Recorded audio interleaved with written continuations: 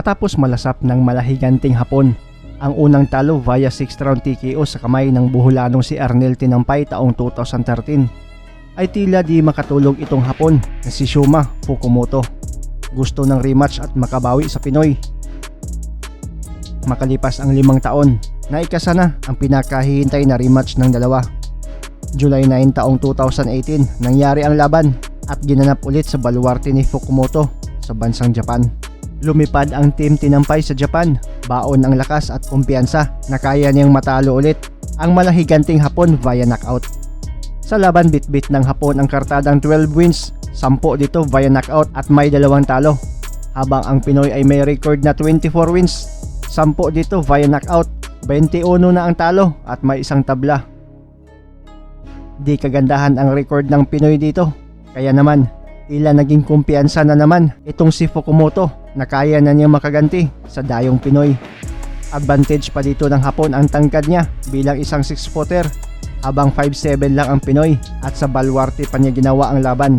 Pero itong si Arnel Tinampay ay dati na ding naging sparring partner ni Manny Pacquiao, at sa mismong gabi ng laban ay pansin agad ang size advantage ng Hapon at ang laki pa ng katawan nito.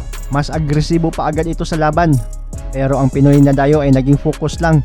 Mindset lang ang ginawa, budiga ang unang punteriya bago sungkitin ang mukha. Tila ginawang punching bag lang ng Buholanong si Tinampay ang malahiganting Hapon na si Fukumoto. Ang plano ng Hapon na makabawi sa una niyang pagkatalo ay naglaho. Naging history, repeat itself ang nangyari. Natalo ulit ang Hapon via TKO dahil sa lakas ng kamao ng dayong Buholano. Sabay nating balikan ang labang Arnel Tinampay kontra Shuma Fukumoto. Ating tignan kung paano ulit dinurog ng Buholanong boxer ang malahiganting Japanese fighter.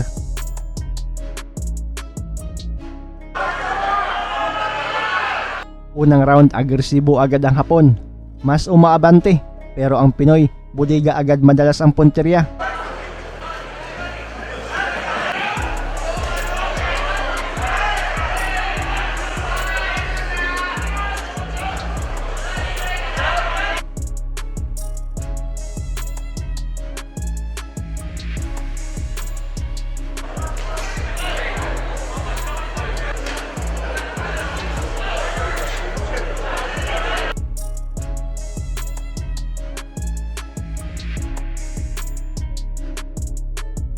Agad namang nahilo ang Hapon nang matamaan ng sunod-sunod na solidong suntok.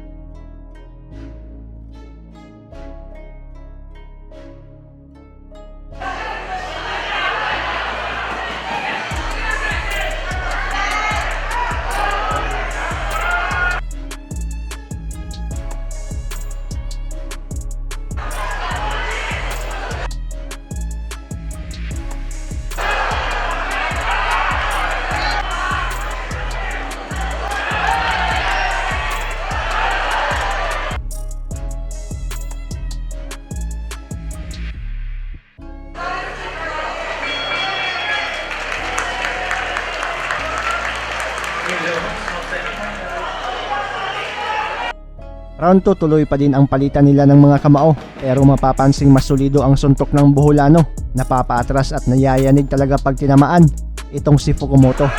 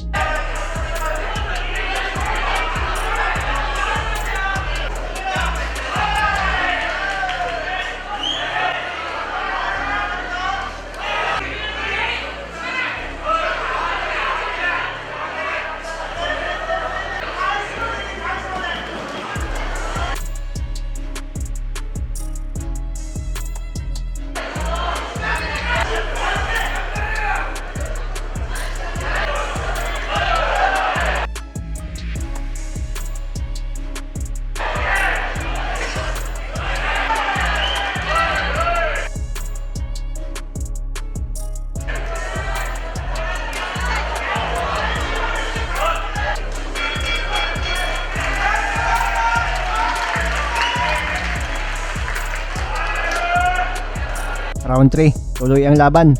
Agresibo pa din ang kalaban. Mas sumusugod, pero solidong mga kamao naman ang counter ng Pinoy.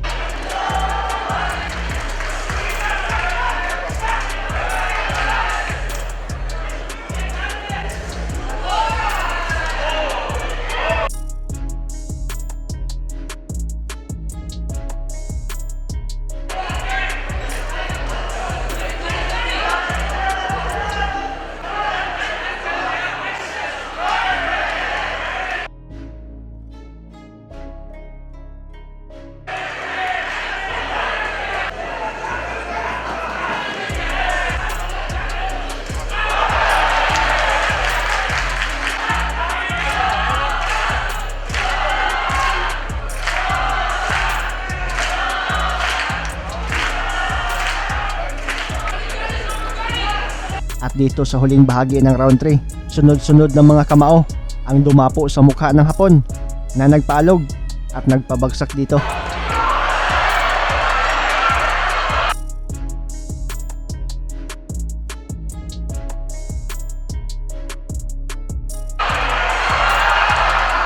At matapos bilangan, ay tila isang pating na gutom itong si Tinampay na nakaamoy ng dugo. Gusto na agad lamunin itong higanting Hapon.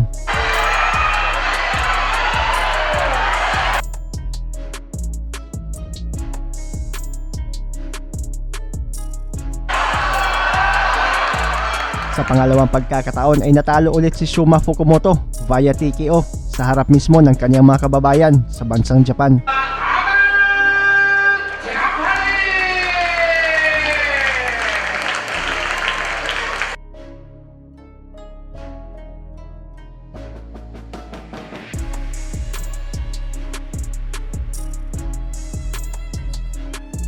Hi guys, this is Mark Magnifico Magsayo. You are watching Channel Manoy.